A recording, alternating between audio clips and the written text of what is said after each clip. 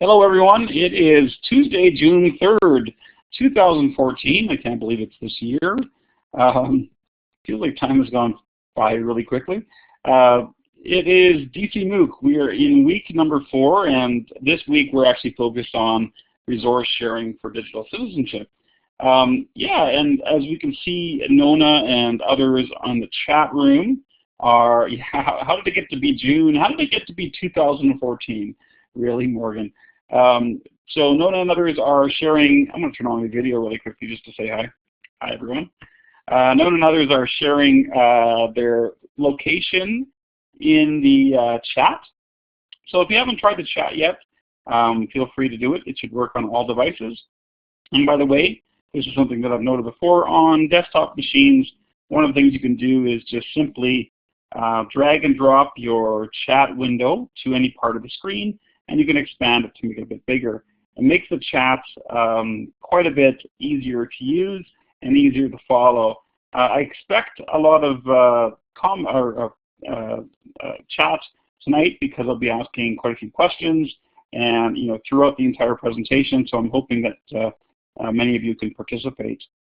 Great to see people from Manitoulin Island, Kelowna, BC, Prince Albert, Saskatchewan, Columbus, Ohio, Big River, Saskatchewan, Prince Albert, Pilot Butte School, South Kakalaki, USA, Florence, South Kakalaki, I'm not sure if I'm saying that properly, Houston, Texas, Vancouver, Melville, Saskatchewan. Great to see a great group of you, so thanks for coming in tonight. You don't need to see my mug the whole time, so I'm going to turn off the video. Irma, Saskatoon, on a highway between Saskatoon and Regina. I've done that before. Major, Saskatchewan, great to have you. And welcome everybody. And yes, there is a place called Plenty, Saskatchewan, Waterloo, Ontario, where my sister lives actually. Regina, of course. Got a few people from here. That's where I'm based out tonight. All right, thanks. And feel free to use the chat as much as you like. Again, the little tip here for those of you just joining us, feel free to just grab the chat window and you can move it to any part of the screen. You can expand and resize any part of the screen. Unless you're watching this on an iOS device, I don't believe you have that same type of flexibility. All right, so I've got a couple questions for you. Even if you're new to this MOOC or if you just saw us on Twitter, I want to talk first about your learning just really quickly, just to kind of get people caught up. I want to ask you, certainly you can talk about digital citizenship or digital media. What did you learn this week? Is there anything significant, that, whether it's a tool, a strategy, about a website, maybe you learned something on YouTube, and what did you learn this week? And it certainly can be related to digital citizenship. I'm assuming at some point you've learned something this week, whether it be from your students, whether it was from some web browsing or just about anything. You can think about anything you like. Just feel free to chat. Don't be scared. It's a big question, I know. Went to the Media Smarts website. And by the way, we can actually, I think, officially make this announcement. In Saskatchewan, Media Smarts I think the government has officially signed an agreement with Media Smarts, so we'll have access to those resources. So coming soon to you, you'll be able to get, just today, as Joanna mentions, I believe you'll get some sort of login. I'm not sure if it's going to be dependent on the school or a school district, but we've licensed, or at least the government has licensed the materials for everyone in Saskatchewan, for all schools in Saskatchewan. Cliff said, sign up for EduBlog next year. Next, get connected. EduBlog is a great service. I really quite like it. Some people are writing on the whiteboard as well. That's fantastic. You've obviously been through this before. I learned about the Quicksilver app. I'm betting that's someone I know there. We are finishing the 2013-14 school year, and I learned that I'll miss I'm just waiting, my PETA students. Okay. the most. News travel fast via Twitter. Yes, it certainly does. Learn that God is female and she's taking names. Every parent displeased with her daughter's social media habits. That's an interesting piece there. I learned that if you get three great 3 grade 7 boys, a microphone, and some editing software, they will do some amazing stuff. And that's certainly on the positive side of things. See a lot of that. Some people like TweetDeck. Checked out TweetDeck. That's great. I learned about new OS 8. Did that come out today officially? Was that meeting today? I kind of missed it. I learned that my phone added pics to my Gmail account from my phone that I didn't add. That can be a scary thing sometimes. Multiple MOOCs are fire hoses. Made a connection for the fall for my classroom collaboration. Checked out Hootsuite. Great, lots of learning that's happening. Okay, so the next big question is, what will you do with what you learned? So wherever you learn this, what will you do with it? How will you apply your learning in some situations? Some of you learned about TweetDeck. Some of you learned about, some of you learned, for instance, the grade 7 boys that just about everything with technology, given the time and the resources. Will you do that? You'll actually tweet something. I'm looking forward to it. And if that person who decides that they're going to tweet something, feel free to use @Carosa in the tweet, and I'd love to retweet you or at least say hi. Share it with teachers and students, fantastic. Share it with teachers I work with, and that's a huge part of it. And I think you must have seen Dean Sharesky's session on how important sharing is. Pass it along to my students to integrate in my classroom. Will value the time I spend with all of my students more. I showed some of my students how TweetDeck works, the ones that I know have Twitter. That's really cool. Yeah. Dean's fantastic. If you missed it, we've actually got a couple of sessions we've recorded. http://DCMOOC.ca/archives. Eric Schenniger joined us yesterday, as well as Dean Sharesky, and they both provided fantastic sessions. And so if you missed those, we actually have it in the archives there. You can see the link there. And you can either watch it in the Blackboard Collaborate version, or you can watch it with YouTube videos. By the way, so if you look at that now, you can now enjoy the archives. I feel it's never as good as being there, but you can enjoy the archives, review the information in Blackboard Collaborate format, in YouTube format. You kind of miss some of the toolbars and the chats and that sort of stuff. But you can also get the straight MP3 video. Maybe if you want to, add it to a podcast or onto your iPhone, you can catch up with the stuff driving if you'd like. Of course, not distracted driving, but just driving. So I tried the YouTube version. Yeah, you missed the chat. I mean, it's kind of sad, especially when the presenters are asking you to do something. So what else is being shared? Share with local community. Maybe get people to do MOOCs together. Really, if you think about how we put this MOOC together, although there's a few tools, like this tool actually has a cost, but there are other ways of doing this, and I think things like Google+, for instance, are very useful. There's lots of ways to set up a course that's nearly free, or at least economical in terms of how you can run it, even globally. It's quite amazing what we can do with free tools. Working on DCMOOC for junior highs next year. That's awesome. Really, really cool. Yeah, experimental to be free. I'll use my wiki better. Awesome. So thanks all for sharing. Thank you, everyone. Let's see. Perfect. Who did the keys out at UT? I'm trying to figure it out here. I miss. Okay. All right. If you're having trouble getting a hang of Google+, I mean, it's something that we can certainly help you with. Let me know. Oh, George, yeah, I recently did it. I remember that. Yeah, I think he just recently went there. I believe so. If you're having trouble getting the hang of Google+, it is a really nice tool. But remember, it's not exactly the easiest thing to, it's not like a discussion forum when there's easy to read threads. I know it kind of puts everything all over the place. That's where it's really good if you want to try out the search button, if you're looking for things specifically, or I would really just take the attitude that you don't have to catch up on every single post. Use the categories, which is really kind of an important thing. Use the categories, but really ultimately don't worry that if you miss some sort of session or some sort of post, that's the end of the world. Just kind of catch up with what you can. It also has a really great application, like an app for both Android phones and for iPhone, and they're quite good. So I would recommend those for sure. And if you haven't tried a Google Hangout yet, We'll talk about that a bit later, but they're fantastic for sure. All right, so I've broken down the session in terms of the key questions for the week. So we posted 3 questions in Google+. We also asked you to answer those questions on Twitter or in your blogs, anywhere you like. Is my voice extra choppy tonight? I'm sorry.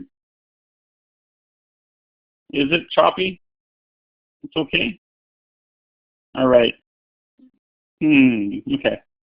Good. Okay, I have no sound. It was choppy, now gone. How did you hear me? Okay, I'm going to turn off my voice just for a second and then turn it back on just for it to catch up. Yeah, I think Dean was choppy yesterday because he may have been outside slightly for the first while, and it's Moose Jaw internet, so you never know. But it depends on the quality of my internet. I think I have fairly good internet in my house, and hopefully, the kids aren't torrenting videos at the same time, so it should be okay. Hoping it's okay for everybody. So I'm going to tell you about the first question of the week. So this is the first question, and I'm hoping you can, I'm going to provide a few resources, but at the end I still want you to sort of help me understand this question, because this is not a question that I have all of the answers to. By no means do I have the answers to. So, you can answer this in a second, but I'm going to go through a few key resources. So the first question is, as educators, how do we become and remain digitally fluent and knowledgeable about the emerging digital world that our students already embrace? So here we go. So we have this really rapidly changing world. We talk about 21st century literacies. Some people coin it modern learning because, the 21st century is already upon us. So how do we actually get involved with these particular things? Now, I've given a couple of background resources. You're saying some great things here, like co-learning from my kids, ask students by diving into it. These are really great examples of thoughts. I'm going to start with, and I'm going to ask you certainly this question again near the end, and certainly what did I miss? So some of the things I want to start with, like, what sort of things should we read? Now, in terms of digital citizenship, and I'll take a kind of a conservative stance on this first off. Probably one of the best resources around there, and I'm hoping Katya can put in this resource. Now, most of you, I think, because I mentioned this even in the second week, the nine themes of digital citizenship are quite good, and I want to make sure that we've at least tried going through this at least once. So, things that you consider. I'm going to go through all 9 of these really, really quickly, just so that we've at least gone through these at some point. These are some things that you should consider in terms of the breadth of digital citizenship. And so first of all, the idea of digital access is really important, that, that there's actually the idea of full electronic participation in society. And this really kind of goes against the idea that we shouldn't block kids, I guess, in some ways, that we should actually support equal digital rights. That access is actually key to, I'm not sure if I want to use the term prosperity or happiness, but I would probably certainly talk about, key to accessing to a quality education, I would say. That access is incredibly important. Now, Canada's done quite well in the past in trying to get us, one of the most connected nations in the world. I think in North America, we generally have lagged behind many countries now that seem that they should have slower internet connections. North America in particular has sort of come down. In fact, in the U.S., for instance, there's legislation now that is looking at what ISPs call broadband as not really being broadband at all, and so they're going to call out these ISPs for calling something that's much slower. In fact, although our speeds have increased over time, they haven't kept up with demand in some cases. Yeah, no, exactly. If I've gone to places like Japan or Thailand, for instance, and you get really amazing connecting speeds in some of these places where you think that there shouldn't be. But I think ultimately, it's really important to understand that access is really directly related to the quality of internet, especially when we're living in a knowledge economy. So I think the days of cutting off internet, deleting access, whether it's something like the Arab Spring or whether it's in our classrooms, they should be over. And I think that's really important because to participate, we need to have access. Digital commerce is something that is becoming bigger and bigger. More and more of the goods that we buy online, even from moving away from video stores to things like Netflix, I think it's really important to understand that most of our transactions are happening now online. So, and I get all sorts of, I'm sure you still get the, emails from deposed kings of certain African nations that want particular money, and they want to give you millions of dollars. These 419 scams are really, they're actually very, very common, and they trick people all the time. As Dan mentioned, we're even seeing things like Bitcoin. And if you haven't investigated Bitcoin, it's something that you should really look at, that there's alternate forms of currency that are internet regulated versus, ones that are regulated by international monetary funds or by, gold standards or other things like that as well. Bitcoin, I believe, it still does exist. It's still going on. There's still a market. It's had its up and downs for sure. But more and more, we're seeing some sort of alternate currency, more likely to emerge. For now, it looks like it's only happening in sort of the black market where drugs and prostitution and those sorts of things are traded. But we would probably we're starting to see legitimate means. There's real vendors out there. For instance, Virgin Airlines. I think it was Virgin Australia, for instance. They accept Bitcoin for tickets and things like that. So it's all really kind of an interesting time where it's becoming legitimized. Now, the third one, digital communication, is huge. I mean, just to think that we used to spend we spend a lot of time certainly with typewriters in classrooms, and now of course we've moved on to different things. But I think it's really important that we do study the types of communication, whether it's Twitter or Facebook or things like Vine, for instance. More visual forms of communication are really important. We're seeing more and more like short videos, Instagram, Vine, and other forms of visual and audio type of collaboration. We're moving away from the age of text, and I think this is something that we have to discuss quite a bit. I think most of you remember the Sesame Street skit with the two monsters, and they're going, maybe that was a bad version of it, but phone, phone, phone, phone, phone, and we've come a long way from the phone. I showed that to my kids, and they have no idea that what they're talking about even looks like a phone. It barely even resembles a phone anymore. Really a different time. So communication is huge. So, how has communication changed? Digital literacy is also incredibly important, and I think we're also seeing not just simply literacy, but we're seeing the idea of digital fluency. Digital literacy, think about that as sort of the floor. I mean, in terms of being digitally literate, I mean that's like email in some cases. Like some people think that digitally literate is being able to send an email, to send a tweet, but if you think about it at the top level, to be digitally fluent is very different than that. That would be some of your students in some cases where they actually not only know the skills, but they know what context to use, what particular media, and how to also use it in ethical ways as well. And I think that's really important too. Lots of different pieces around that.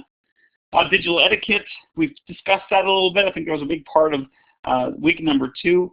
There are different, if you think about even dating on places like Facebook, for instance, what is the, some of my students will say, it's not over, a relationship's not over till it's Facebook over.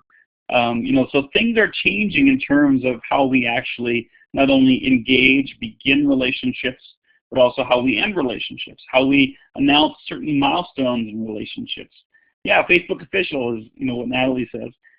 Exactly. I mean, and it's really interesting. Not only like we have to negotiate our friends layer in physical spaces, but we also have to negotiate the virtual spaces as well. And so there's a lot of new protocols that we have to understand in terms of what we do online.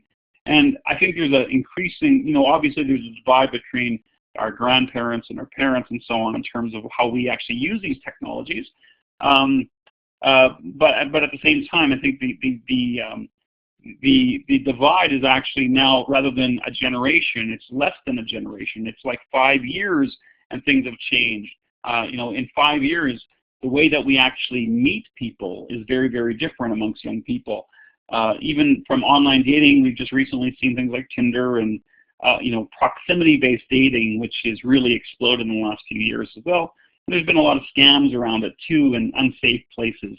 And I'm actually tomorrow I'm doing a news broadcast on the safety issues around online dating, which is becoming a really big issue. Digital law is something that's really an interesting one. Where I see a lot of this happen is like, what is stealing anymore? What is intellectual property? And I think often we use terms like stealing and theft when we download movies, for instance. And really there's a disconnect between what we know about how we use these particular legal terms towards what we actually think. For instance, yeah, exactly. Think like terms like pirates are really not really terms that maybe apply to some people. I might call all of us in this room perhaps have engaged in some sort of form of piracy in some ways. And so things have really, really changed in terms of what's freely available to do. This is a really fantastic topic to work with students, like what's theft anymore? And bringing in other students. Yeah, exactly. Yeah, Emmanuel. There's a lot of people who may have done something that might be technically illegal, but you may have done it for the purpose of education, or you may have done it for you have other ethical reasons that you've balanced in your mind. So that's a really interesting time too. Now this is a really big one in terms of digital rights and responsibilities. How do we work together to be productive in a digital society? Some of the expectations, like what are our digital rights? For instance, we mentioned earlier in the week that Google is faced by the European Union to give people the right to be forgotten. And that's a digital right, to be able to be forgotten, to be unindexed from the web, or de-indexed, I'm not sure what the term would be, from the web, to be taken out of search. And what are our responsibilities in terms of making a better web? And I think that's a really great place to start with students. Like, what are your responsibilities on the internet? What sort of things do exactly, like things like citing information, that's a responsibility, I would say. What is your right to be able to take a YouTube video? Is it your right to be able to download a YouTube video and remix it? Is that your right? If so, if it is a right, what is your responsibility around that? Maybe citation and attribution is a right. So thinking about the new rights and responsibilities when it comes to digital media, to the way we actually embrace people online, our relationships, is really an important piece too. Digital writing is changing citation for sure. Like, I love digital writing because I don't have to, like, I think, like, for me, I would just get rid of old citation systems. Everything would be a hyperlink if it was up to me. You give not only credit to the author, but at the same time, you provide a direct link to the actual that knowledge. So I'm okay with banning that, but hey, that's controversial. I think one of the other important ones here is this idea of digital health and wellness. And we've often approached this in a ergonomic sense. Now we're seeing young children with, for instance, a lot of screen time at a very, very young age. Like, the iPad has become the ultimate babysitter for many parents. And I'm not in any ways trying to point out that to anybody, but it's easy to slide in. And I know this as a parent, to be able to, you have someone who's not engaged, who's looking for engagement. You may be busy, and an iPad just seems like an appealing device. And we know, as parents, what are our responsibilities for our children to make sure that they're developed cognitively, that they're not, kept back in whatever, because we don't know a lot of the health and wellness issues around new forms of devices, more electromagnetic frequencies, and this sort of thing. We're pretty sure that, that the far-fetched varieties and the conspiracy theories around some of these devices are not true, but we still have to be cautious, I think, in many cases around, how much time we're giving our students, or our children on the iPad or other internet devices, especially when there's Wi-Fi involved. So it's really, really important. Yeah, it used to be the TV, absolutely. And I remember, we had like ratios in terms of how far we had to sit back behind the TV, and it was something like 6 feet. It changed all the time, but it had to do with like a ratio of the size of the TV versus the number of feet. And I can't remember what the ratio was, but I remember that, and my parents always tried to make sure that we stood back from the TV. And it was a fair distance back then versus kids sleeping with their iPhones in many cases. So really, really an important piece. Like, what are the health and wellness issues? Of course, even the field trip thing that you're asking. I say, in terms of what you bring along with you, what you choose to do. Do you sit around all day with your iPad versus going out and experiencing things differently? These are really, really important issues that I don't think anyone has a grip on. Yeah, I think you can get radiation from a TV cathode ray tube. I believe so. I think all of this stuff is very low-level radiation. I think in terms of electromagnetic frequencies, we see the highest rate from not Wi-Fi in particular, but from cell phones, for instance. And cell phones supposedly give off more radiation when they're searching for a signal. So in an airplane, for instance, if you've got it in your pocket and it's not in airplane mode, you can potentially get more when you're going into the air because, this is what we basically know from science. Again, not necessarily cancer-causing or anything like that, but it's the idea of the precautionary principle that we have to be aware of in many cases. And there are many people that are many sides of the spectrum. So, I'm got an extra slide in there. Another one that would be, I think that's kind of interesting is, if you haven't read this one, this is actually from Henry Jenkins. I mentioned it before, I think. But it's confronting the challenges of participatory culture, and we'll pop in a link there in a second, or Katya will hopefully. This is actually an interesting. Thank you, Katya. This is actually an interesting article that is worthwhile reading if you teach children. For instance, what's really cool about this, and this is I can't remember what page it's on, but you can easily search for it. And they talk about this, I think, that we're in this participatory culture as one. And you can see the top 5 up there, that we have now relatively low barriers to artistic expression and civic engagement, which is pretty amazing. Like really, if you want to express yourself online, you can do that with very limited, relative ease. We have strong support for creating and sharing one's creations with others. There's a whole YouTube culture out there that enjoys each other's artifacts. We have a place where there's informal mentorship. The Minecraft communities are really amazing. We have places where there's members that believe their contributions matter, and we have places where members feel some degree of social connection with one another. And like a lot of these things that they've looked at and they found in places like YouTube are things that I'd love to see in classrooms. Like it's really kind of an amazing thing. So this is a worthwhile read. I won't spend too much time on that. The last one in this section, that things that we could read, for instance. Dana Boyd, it's complicated. If you want a copy of it, it's right there.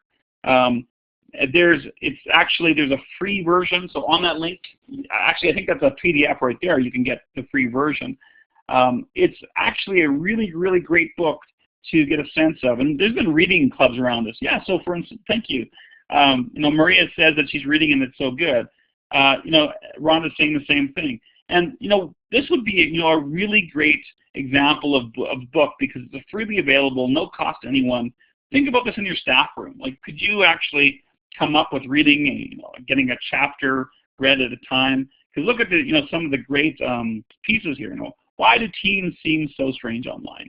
Why do youth share so publicly? Like, these are really important questions for all of us because I think it really, it pulls apart some of the issues that we think. Like we have particular perceptions around what teens are actually doing and why they're doing it. And I think this book, in many ways, sort of lays those to rest in some cases. It's not something that's pro-internet. I think it's very, very, very well balanced.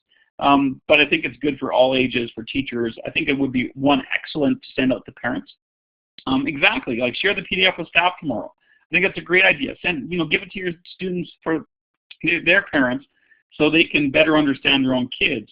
The more we understand as generation, the better we can, serve them in a way that, through education. I think that's really important. So this is really a fun one. Do you have any other suggestions, things that you could read at this point? If you have any, please put it down. Like, what are some things that you're reading that help you understand this generation? Maybe you're not reading anything at this point. That's fine. But if there's anything that I missed, let me know. A couple things to watch. So if you're reading about your thing, here's a couple documentaries. I know I mentioned them in week 2, but I thought I'd put this one again. So Nicholas Carr's The Shallows is actually an interesting book to read.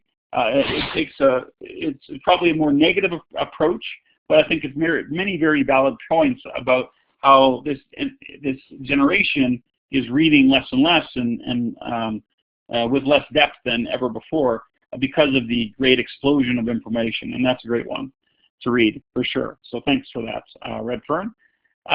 So Sex of Kids is actually one that's fairly interesting. So you may want to take a look at that. And this is really around, I would say, teens and tweens and how they're growing up with access to a lot of inappropriate content, social networks, access to kids. So that's shared there if you want to take a look at this. By the way, I'm going to give you a Google Doc at the end with all of these, every one of these links, so you don't have to worry about it. So just wait till the end and we'll get to that there. This also is an interesting one, The Sextortion of Amanda Todd. This is one that you may want to, consider. Now, both of these last ones, they're somewhat balanced, but they are scary and they're a bit sensationalist in some respects.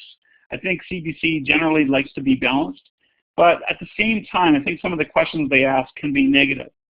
Now, I think, in bringing this up, I think it's really, really important to understand, and I guess I'll bring up this third one here. This is actually a really great one too. It's called RIP, excuse me, a Remix Manifesto. This one's all about copyright. This is actually probably more on the positive side of things, which is really kind of, and all of these are free, so you can watch them on the internet. Now, I think it's really important for us to watch enough of these things, to read a lot of different things, to read things that sometimes we wouldn't want to read. So for instance, there's a really great book called I Am Not a Gadget by Jared Lanier. And it's really not something it goes counter against all the things that I think about the internet. Another one is by, now I'm trying to remember here. It's Together Alone, for some reason I can't remember the author. Katya can remember, I'm sure. Sherry Turkle, thanks. Sherry Turkle, and that's one also that bothers me in terms of not understanding perhaps, or not having the same worldview about the internet that I have. But I think it's really important that we do add those. Yeah, these will be definitely in the Google Doc. So we can, if you don't want, actually, Kathy, do you want to just share the Google Doc so people have access to that now? So no point leaving it till the end. So you can follow along, but we'll keep on continuing to share the entire. So there's that Google Doc with everything that we will talk about today. So there's no point leaving it behind and making you wait to the end in case you have to leave, or if you just want to explore yourself. That's perfect. Okay. Other things to explore. We've already talked about, things like, one of the favorite resources is Common Sense Media, which is a really good one. It's more on the American side of things. So for instance, Joanna said, I just watch on YouTube, Digital Footprint, watch where you step. Hey, great. Katya, can you add that to the Google Doc? That would be great just to have it on there if you don't mind. So then we have an access to that. So that would be fantastic. So Common Sense Media is one with a lot of great resources around media literacy. The one that was mentioned earlier is Media Smarts. This is the more Canadian one. And this is one, again, if you missed it, well, the Saskatchewan government has now purchased access to this for K-12 schools. So there is a lot of free stuff on it, but if you want some of the advanced resources, you'll have to get through a password, and that will be shared by Joanna somehow through the ministry at some point. But for now, you can certainly look at a lot of the free stuff. It's a great resource even without the subscription piece, but now we'll have an added layer of some really cool stuff there. Another one that's great, if you haven't seen this one, is the Pew Research Internet Project. They've got a lot of fantastic articles here that look at the what teens and tweens are up to on the web. So they talk about, I mean, you can look through it, there's study after study after study in terms of, how many kids have access to mobile technologies. And so if you're writing a report or if you're needing to justify something, this is a good place to go to in terms of seeing, the move from the desktop to mobile devices. I'm sure it can be used by international schools for sure. I think those particular resources, there's a lot of free of them. A lot of free there, but I'm assuming it'll be available for everyone. So what is digital literacy by Doug Belshaw? Yeah, so Doug Belshaw, if you don't know who that is, he actually wrote so thanks Maria for that. So it is free and downloadable, but maybe we can find it in the background and add it to the Google Doc. Doug Belshaw actually did his dissertation on digital literacies. And if you don't follow him on Twitter, he'd be a great person to follow. He's DAJ Belshaw, if I recall correctly, or at least he used to be that. And he's really good. He's a fantastic resource. He used to work for the Mozilla Project. He also worked for something called JISC in the UK. But he's a great mind on this stuff too. Great thinker, so it's worthwhile. So that's another great one too. Rachel Thomas is saying a great place to browse and wait when you have a discount. This is called Community Simple K-12. Webinars on digital storytelling, transforming your classroom. So thanks for that as well. And lots of other resources I read from. Thank you very much. So NetSmarts, yeah, this is the one. NetSmart was the one back here. It's it's Media Smarts. NetSmarts is I'm not sure what that is, but I know with NetSmarts there is a book called NetSmarts by Howard Rheingold, and maybe there's another site called NetSmarts which has videos. Maybe Kelly Lawler can. It's a website for kids and teens. Okay, I didn't know about that one. Cool. Awesome. The Brain Pop, by the way, I'll give you this one too. Do you know what Brain Pop is? So Brain Pop, okay. So Brain Pop, if you want to use it, actually, anyone in, what I can give you here is, if you don't have a password to it, email me and I can give you a password if you apply. So just give me an email at any time. It's DCMOOC@gmail.com, and some of it is subscription. I think you are only allowed to use a certain number of videos at a time. Okay, no sound? Anyone else having a problem with sound? Yeah, you may be able to get trials. I'm not sure, but I have a permanent. I have a permanent subscription. Yeah, some of it's not subscription. But I remember that you could actually go to it for a while and then it would stop. Like it would only let you see so many videos per day or something.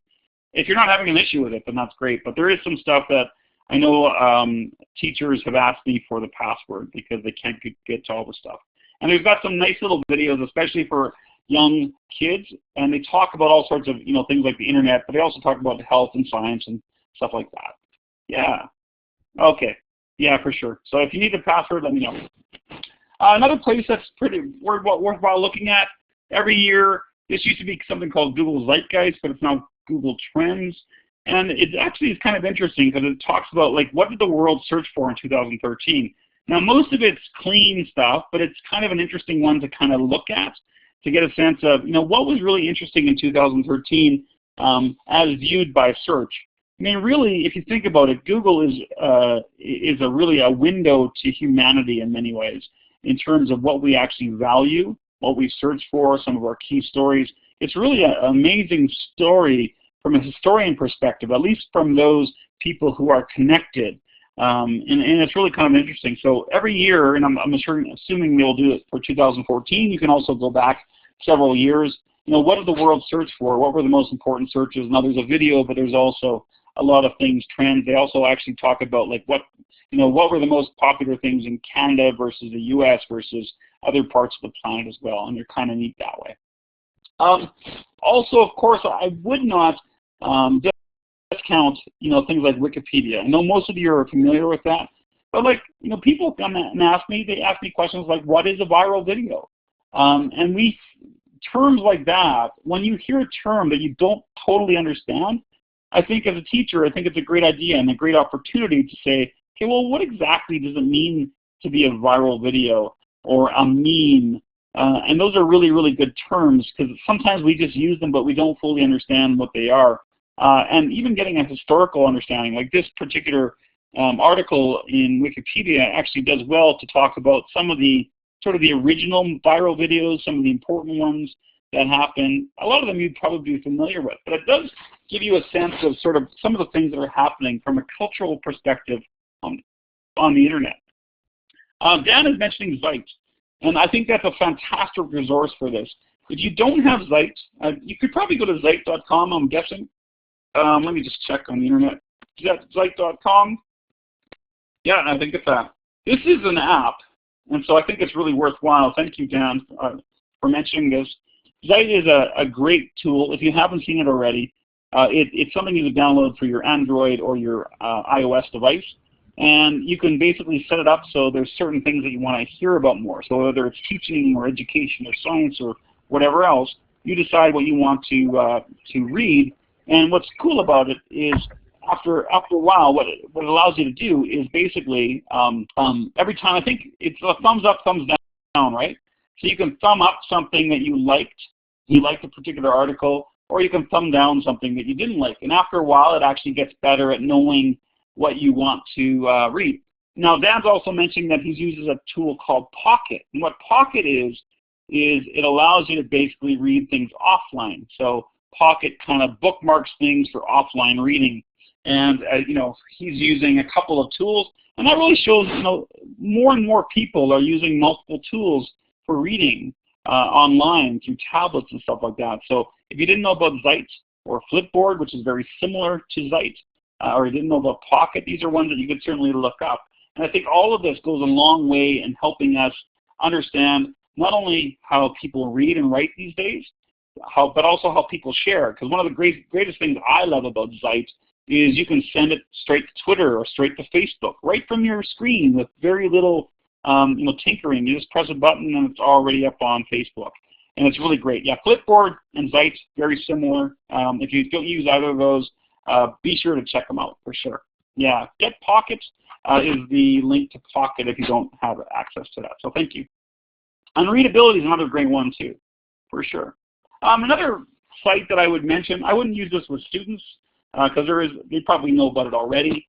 But I really like Know Your Meme, especially when I get stuck, like when I hear a new term on the internet or on Twitter or something that I've never heard before, and then I'll go to something like Know Your Meme, and then it gives you sort of the idea of what this term means, where it came from, when it was popular, is it becoming more popular now, and it kind of gives you even some examples of it. And it's not, it's obviously not university research based, it's more of a kind of a tongue-in-cheek site with lots of really interesting examples. But for me, I think it makes me more literate in terms of understanding the web a bit more. Every time I hear a term that I don't quite get, especially if my students are using it, I will go there just to kind of figure it out. So really kind of an interesting thing. Rachel and Tech Red are talking about Flipboard. One of the cool things around Flipboard is you can actually make your own Flipboard magazine. So if you find articles that you really like, you can pop them into a magazine. So you're basically curating multiple articles into a magazine for other people to read. So it is a great tool for sure. Other ones you're using, Scoop It, great tool, kind of like Pinterest, I guess, in some ways. Snopes.com obviously is sort of one of the grandfather sites of the internet. Every time you want to figure out whether something's fake or not, I know everything that's posted on Facebook that I think is questionable, I'll send it through Snopes, and Snopes usually tells me whether it's legit or not. Although I'm not sure who Snopes is Snopes, which I think is an important question too. We can't believe always one single site either. I love Snopes too. Okay, so question 2. What tools and strategies can we use with students to model digital citizenship in a classroom in authentic ways? So what are some of the Snoop Dogg? What tools and strategies can we use with students to model digital citizenship in the classroom in authentic ways? If you have any thoughts on that, feel free, and I've got some of my own thoughts here, so feel free to grab that up in the bottom there. So one of the first things I think is really engaging in multiple things. So for instance, thinking about particular tools that students use in educational ways. We're going to link to, in a second here, This is actually a site called Minecraft in Education. And it has a link and lots of different forums, for instance, and ideas on how to use Minecraft in education. And if you haven't tried this already, go to YouTube and type in like Minecraft education or Minecraft history project, for instance. If you type in Minecraft history project, you'll get a great example of a kid who decided to, rather than write a paper in his class, he decided to, do one in Minecraft. It took him more time in Minecraft, but it was much more enjoyable, deeper, and probably much more impactful, I guess, than anything else he would have done on paper. Not to say that paper is always bad, but in some cases, students are looking for something different than they've done for a long, long time in some cases. So yeah, for instance, I had students use Minecraft to recreate famous and infamous portraits in arts ed. I mean, that's a fantastic example of using Minecraft. Like, why don't we use things that they want to use? And even if we don't, like, no one here, I can guarantee, has to be a Minecraft expert to do this in classroom. I just refer to my 6-year-old, who is honestly a Minecraft expert. I have no idea how he can do things so fast.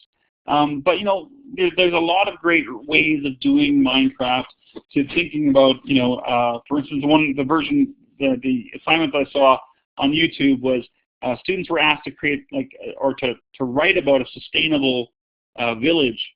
And rather than do that, that makes so much more sense to do it in Minecraft, where students can actually create something with pigs and animals and feed and all sorts of interesting things there, which is really, really, really cool. So lots of interesting things you can do in Minecraft.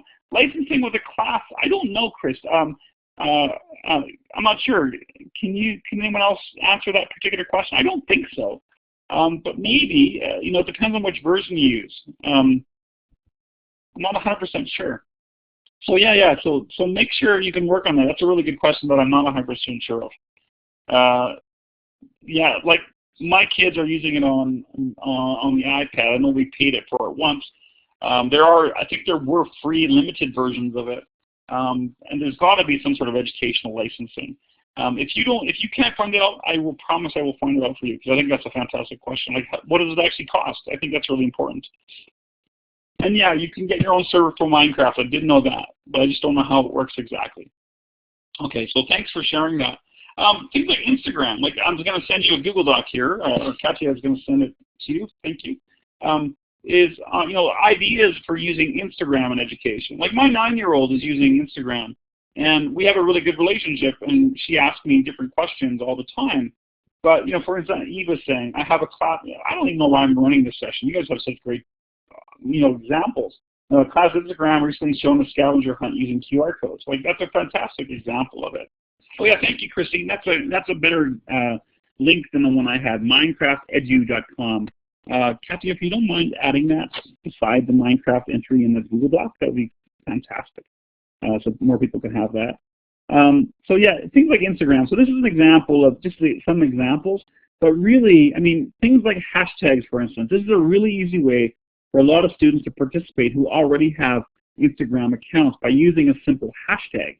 For instance, you could decide, we're going to come up with a hashtag for a group.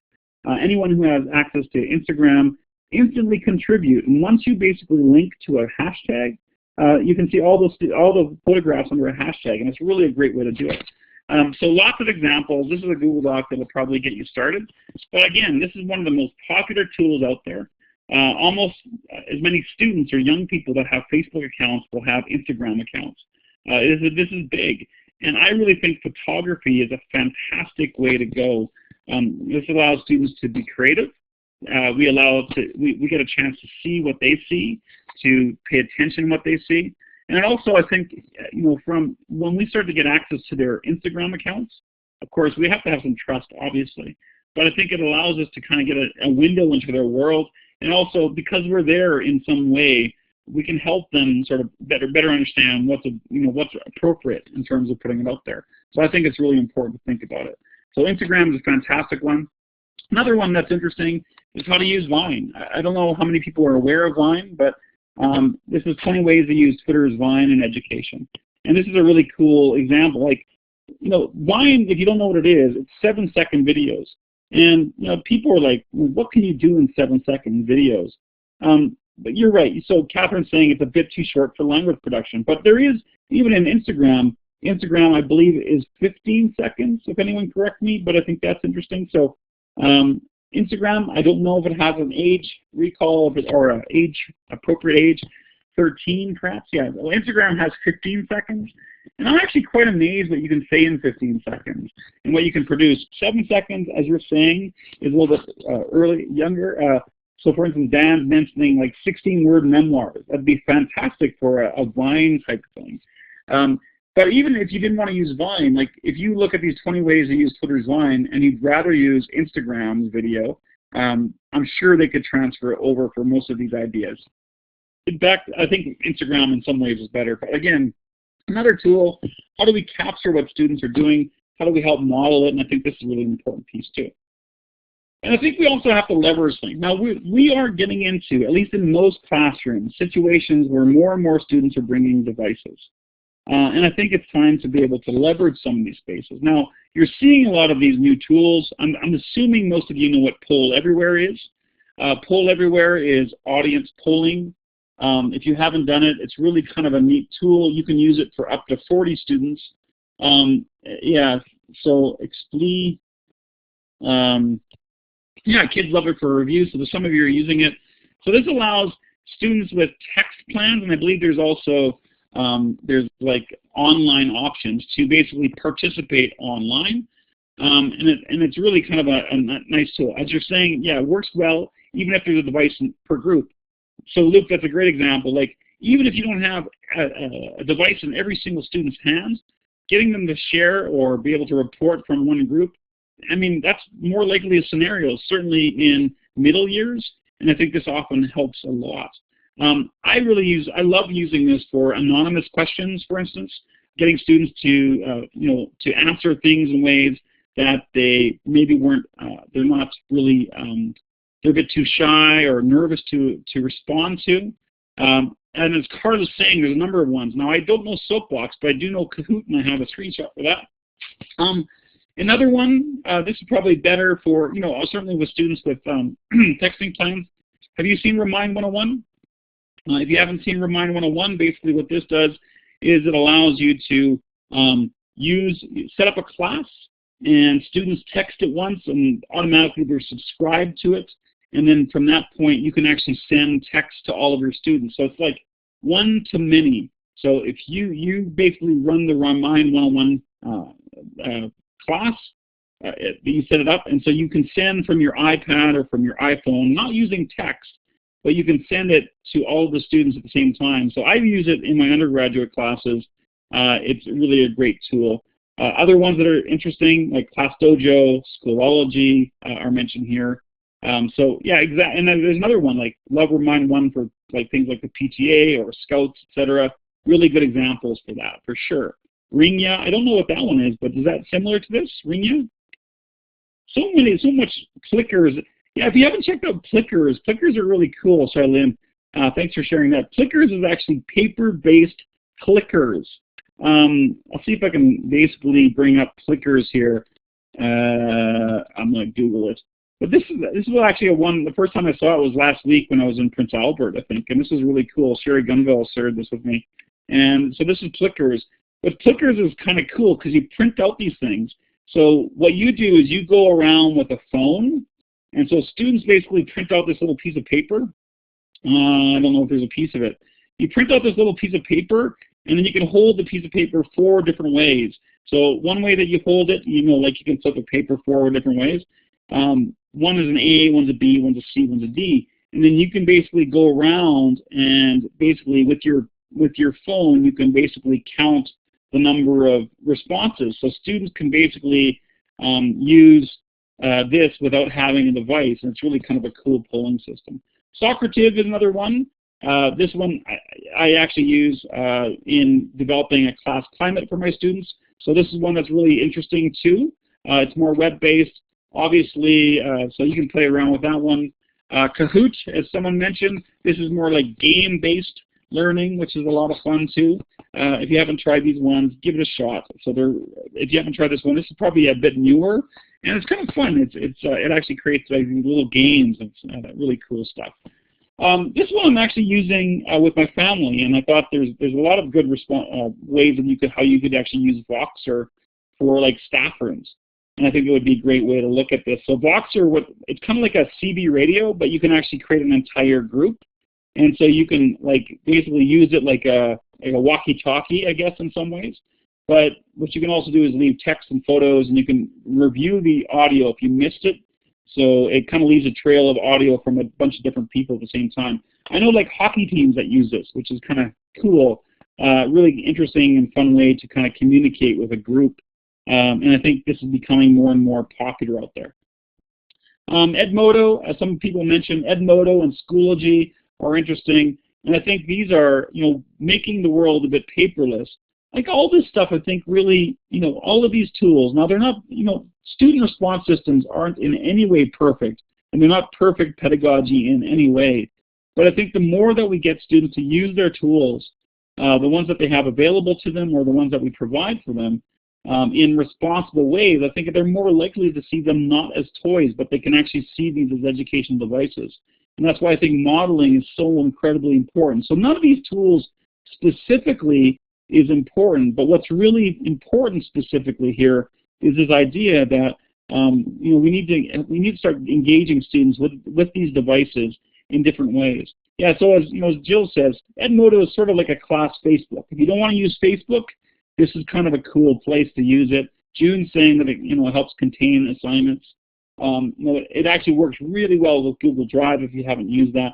So there's a lot of really cool stuff there too. So thanks for that. And I know a lot of you have seen this stuff before, but I think it's a good review to kind of understand how these fit within the digital citizenship context. Even things like Google Hangouts. We are using Google Plus for this class, but I think things like Google Hangouts to be able to strike up a video very quickly with up to 10 people is really worthwhile. Amy's asking, is Edmodo like an LMS? It is kind of like an LMS for sure, but it's much more on the Facebook style. It's very much like Facebook, and it's probably, if you're going with an LMS, I mean, some LMSs have to be administered by your tech people. In this case, it's administered by you. And it does have a lot of really cool features in it, and allows you to upload or connect to a lot of resources like things in Google Docs. Yeah, so there's a lot of interesting stuff here. Yeah, Plickers is pretty cool, Amy, for sure. And a lot of this stuff I just learned from teachers, and that's the best part of this. I get to learn from a lot of teachers all the time about what sort of stuff is working in their classroom. Another kind of tool that's kind of cool, I know Katya uses this in her ECS classes.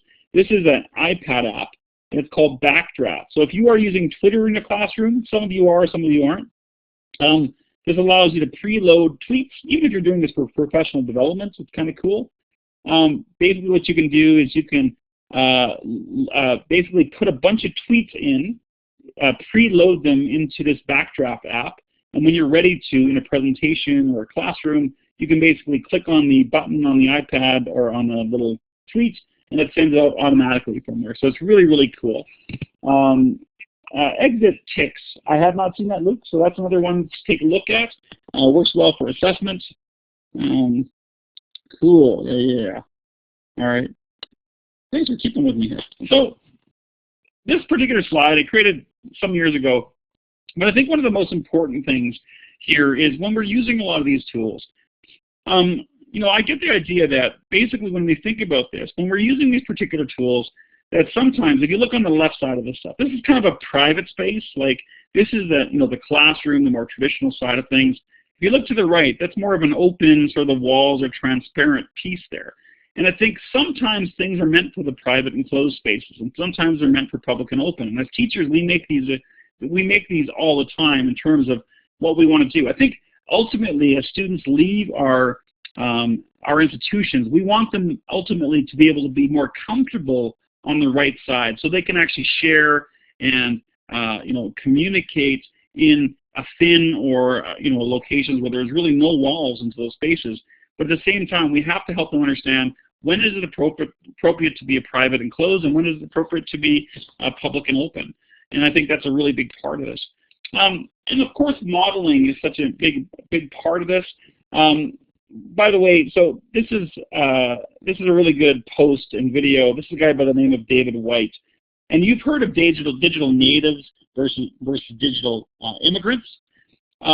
Yeah, it is a great video, and it really explains as well. So, like, I don't like the dichotomy of digital natives versus digital immigrants because it makes people, it gives adults an excuse not to ever be, because they feel like I'm never going to be a digital native. I wasn't born into this. Whereas the metaphor that he uses, the analogy he uses is visitors and resident. You can be a digital visitor or a digital resident, and anyone can be that. And I think it's a lot better. If we're going to go with dichotomies, I think this is a lot better. But anyone can be a digital visitor, or you can be a digital resident. And I think a big part of that, to really understand this, I think is thinking differently about this. So I would call myself a digital resident. This is my About.me page. I mentioned this in week 2.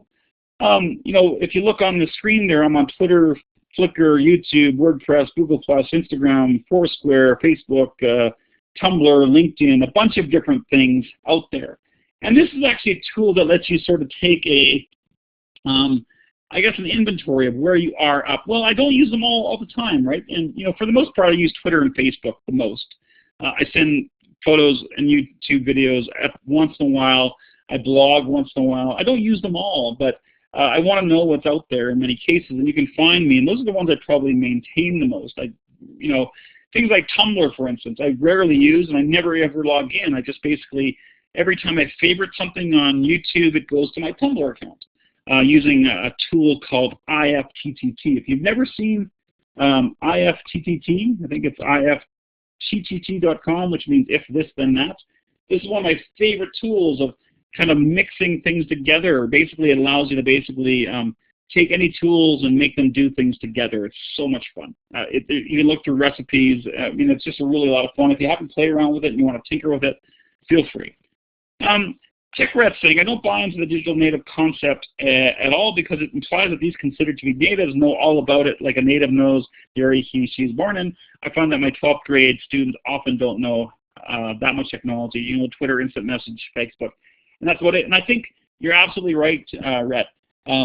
What we're seeing is, like, kids kind of know this stuff, and I'm seeing this with my undergrads as well, is they sort of know how to do Facebook and some of the basics, but they really don't know how to use these tools deeply. And I think many of us, take that for granted.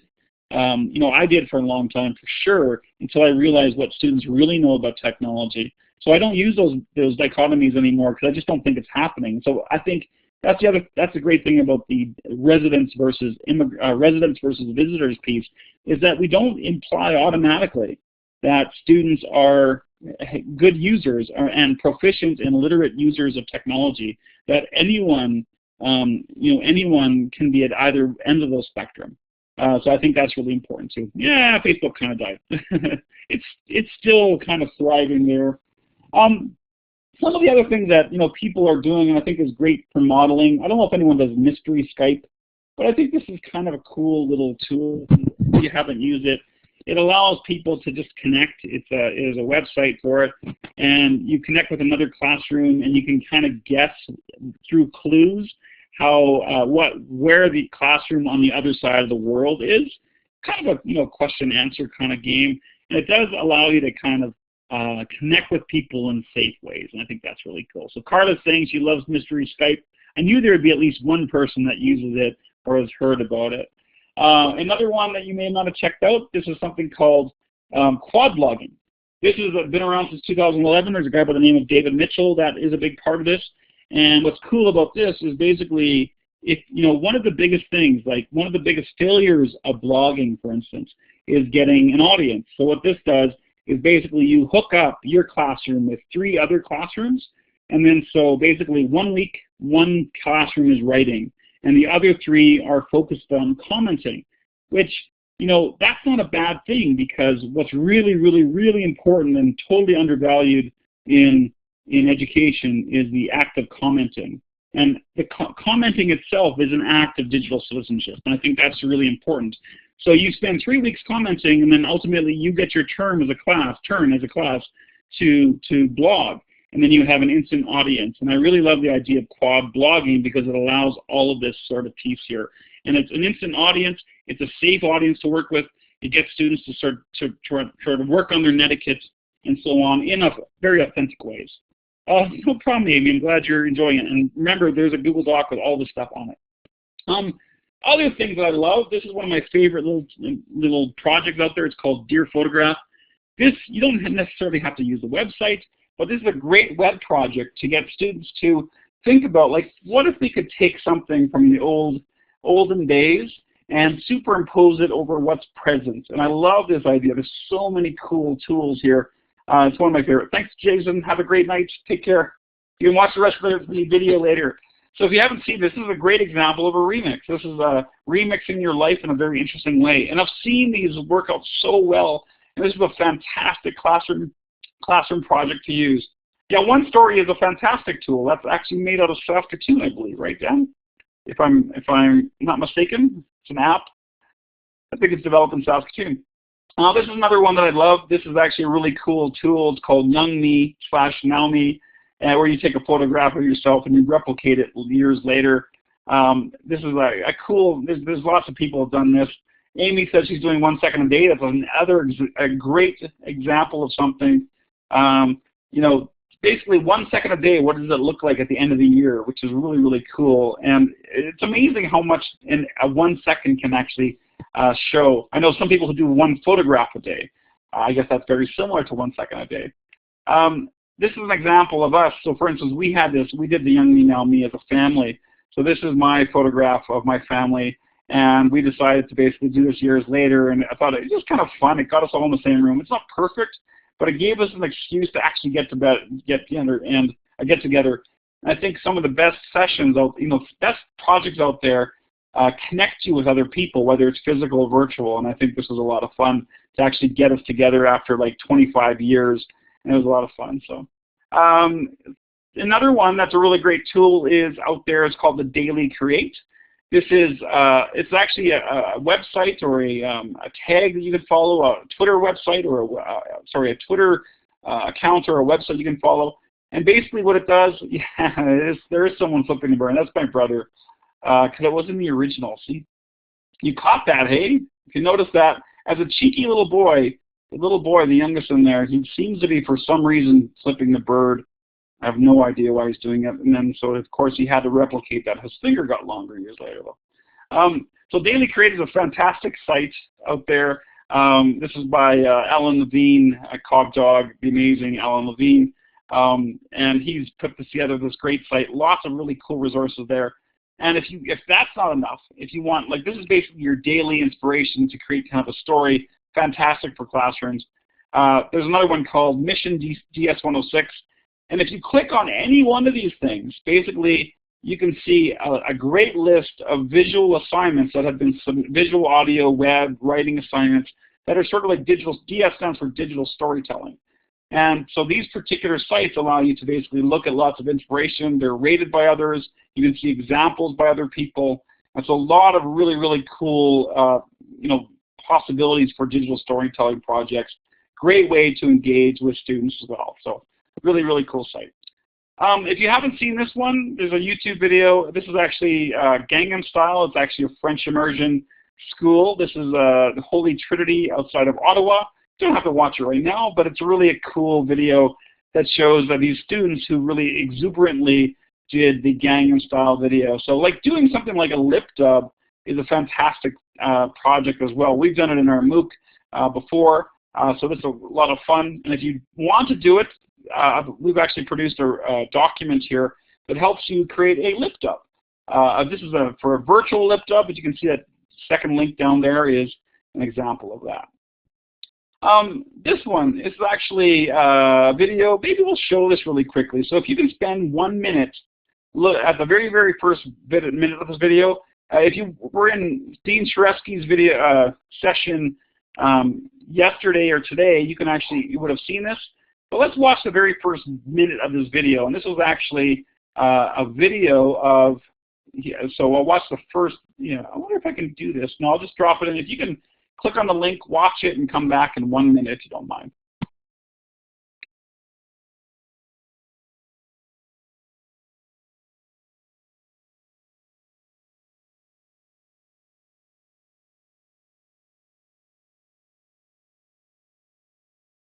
I think most of you watched that first first minute. So Dean used to use iMovie Creator, or the iMovie Trailer tool, which you can find on an iPad or on the desktop version. And it's really cool, like doing something like that. And of course, for the rest of the video, he actually explains on the iPad. I don't believe you have to pay for iMovie anymore. I think it's free, is it not? Can anyone let me know for sure? Yeah. So yeah, no, it's really kind of cool that way. Yeah, for sure. Yeah. Okay, so I'm going to move to the next one. So that's really kind of a cool video. So the last question, and then we're going to do this one pretty short here, is I just think the idea of movie trailers and course trailers is a really great idea. But the last question: how can we collaborate with other educators in both Saskatchewan and around the world to learn more about digital citizenship? What tools and networks might we use to share and curate resources? I've given you some examples here. So first of all, the idea of the personal learning network is really an important thing. So if you think of a course management tool or a CMS or a learning management system, what we often do when we run courses through learning management systems is every semester we actually kill them. So after 4 months, we basically kill the community that we've been trying to build, and we delete everything, and we come back and we start another course altogether. Versus the personal learning network is this idea that students can actually grow together through their own personal learning networks. To give you an example of how that sort of happens, I think this is sort of the way that we used to look at learning, the typical learning network. And I know you've seen these graphics before. We used to connect as teachers to our curriculum documents, the Sask Evergreen curriculum, the colleagues, popular media, print and digital resources, some family and local community. But because of all of these tools, we've entered in this world where we actually have all sorts of different tools that we can connect to. And what's most important here is really the people that we can connect to beyond those tools. And that, that's something that we want to make sure that we epitomize in this particular course, and then going forward beyond this course, because we're almost done.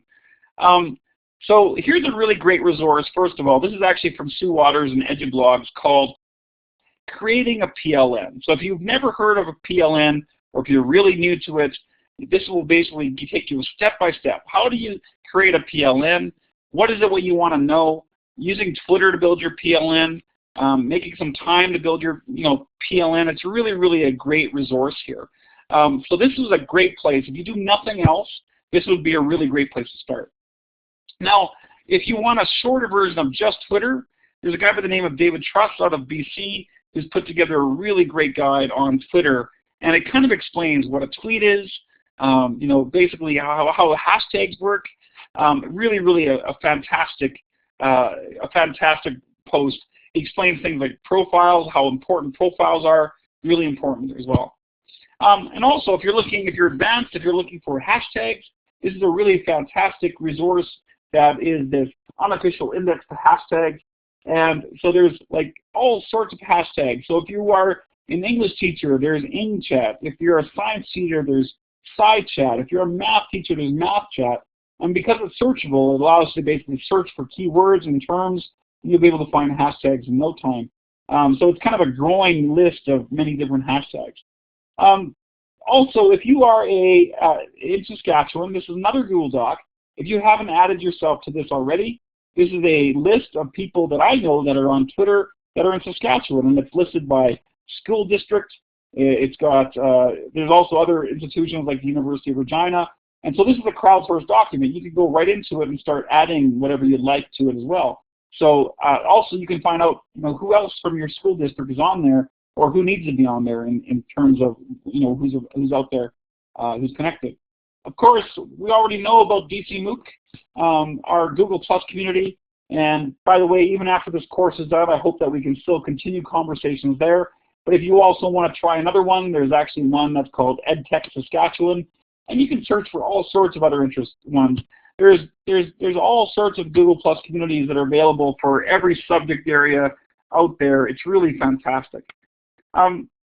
Also, there's a couple of hashtags that you may want to look at in Saskatchewan. Kelly Christopherson, some of you know him. I think he's one of the moderators for Sask Ed Chat. So I'm not sure what day this happens. Maybe someone knows out there what day and time. But there's a specific day and time that, and you may see, Janice Scott Lindsay, for instance, is there. There's a lot of Thursdays at some, I forget what time. Was that like 8 p.m.? Okay, 8 p.m. Asterisk wildcard p.m. So Thursdays at 8 p.m. People around the world are actually, or people around Saskatchewan are certainly chatting on this, and I think it's a great way to connect to educators. So that's Sask Ed Chat, or SK Ed Chat. Is it different? Did I get it wrong? Is there two of them? Because I think it's an SKED Chat, unless it's different. I'm not 100% sure. Another one that's really worthwhile too is just simply CDN Ed Chat. Oh, they changed it to Sask Ed Chat. Okay. Oh, I didn't know that. So there's Sask Ed Chat. I'm not sure what the other one is. Maybe they got too many. So there's Sask Ed Chat, and then there's CDN Ed Chat, which is more of a Canadian one. So if you want to connect more to Canadian teachers, that's another way. Of course, if you just put Ed Chat, ED Chat, you end up connecting to people around the world. It's just universal as well. There's 7th Chat for 7th grade teachers. There's 1st Chat for 1st grade teachers. So many different ones. And if you don't know how to do that, one of the greatest things you can do is participate in ours. That Thursday, if you haven't figured out already, we have a chat. It's at Thursday at 7 o'clock p.m. Mountain Time, and that's that DCM chat, and that's something we do at least for the next 2 weeks. And it's been a lot of fun. People have been really, really active, and we love the participation. So thanks for coming out for those. Also know that, let's see, we have a couple of sessions coming up. I think we have, obviously, this one is a repeat tomorrow. And then tomorrow, I think it's tomorrow evening. Cassie, if you can help me with that time, I believe it's tomorrow at 7 o'clock. We actually have the Media Smarts guy coming in. Yeah, 7 to 8 o'clock tomorrow, Mountain Time. We have one of the representatives from Media Smarts, and he's going to take us through some of those resources.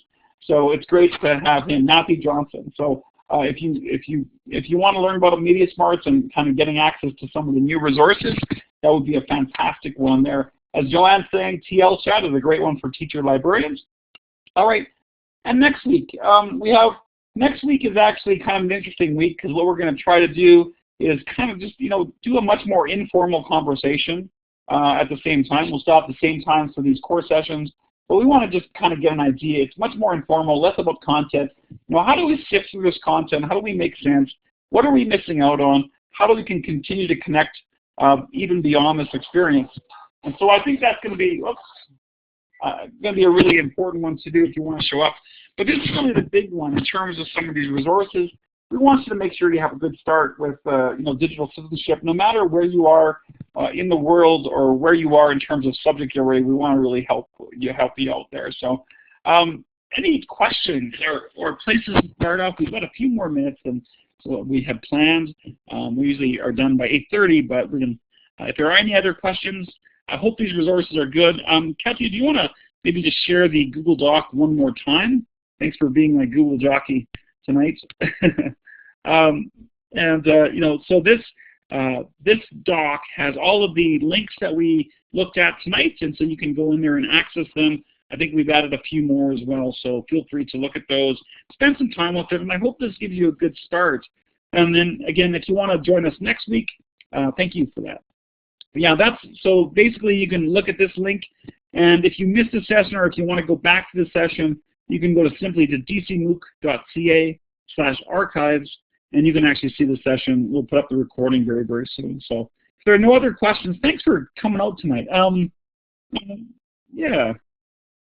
Oh, the Henry Jenkins item. Ruth, if you look at the docs.google.com, you'll be able to find it. It's actually called Participatory Culture, and it's on that, it's early in the document. So thanks everyone for coming. I really appreciate it, and I hope that you learned something tonight.